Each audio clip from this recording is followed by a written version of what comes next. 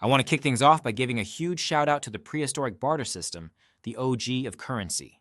Imagine trading your favorite goat for a pair of shoes. No shoe store, just you and a guy who really likes your goat. Bartering had one massive problem, though. What if the guy with the shoes didn't want a goat? Or worse, what if you wanted a goat, but all you had was, I don't know, a sack of potatoes? Eventually, people started to trade stuff that everyone wanted, commodities like grain, cattle, and hilariously, salt. Fun fact, Roman soldiers were sometimes paid in salt. Hence, the word salary.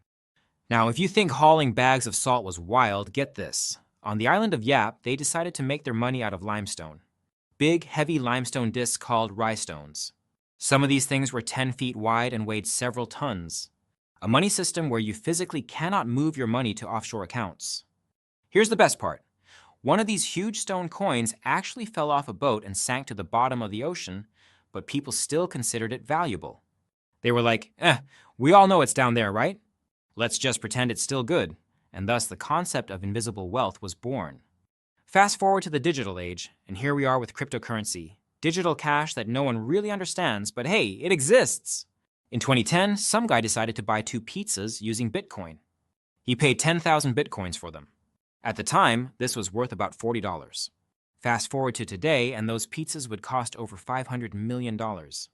My man, I hope those were the best pizzas you ever had because that transaction is now known as the most expensive meal in human history. Every year on May 22nd, crypto fans celebrate Bitcoin Pizza Day and remind this dude of his contribution to the history of horrible financial decisions. Picture this. You walk into a grocery store with a $100 trillion bill to buy a loaf of bread. Zimbabwe experienced some of the craziest hyperinflation in history.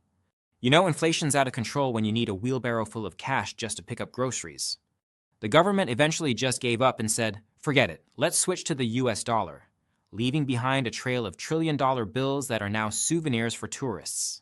Speaking of insane currency, Canada once made a $1 million coin. This thing weighed 220 pounds of pure gold. It was so impressive that thieves in Berlin decided they needed it. In 2017, these guys rolled the coin out of a museum, carted it down the street, and made off with it. These guys would have thrived during the Limestone money days. To this day, nobody knows exactly how they did it. But rumor has it they melted it down and cashed in. After the Soviet Union collapsed, Russia's economy took a nosedive.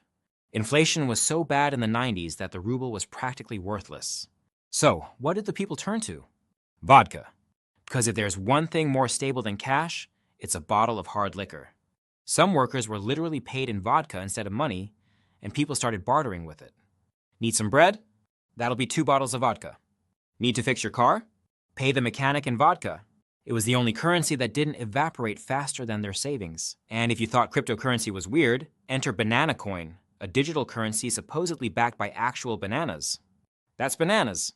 The idea was to fund banana plantations in Southeast Asia, but it didn't exactly appeal the interest of investors. Haha, come on, that was funny. Anyway, shockingly, banana coin didn't become the next Bitcoin. Who knew that backing your currency with fruit wasn't the best idea? While it didn't take off, it did give us one of the strangest what-if moments in crypto history. We were this close to a future where millionaires were trading bananas like stocks. During the 2008 financial crisis, Iceland's economy went into meltdown. And I mean meltdown.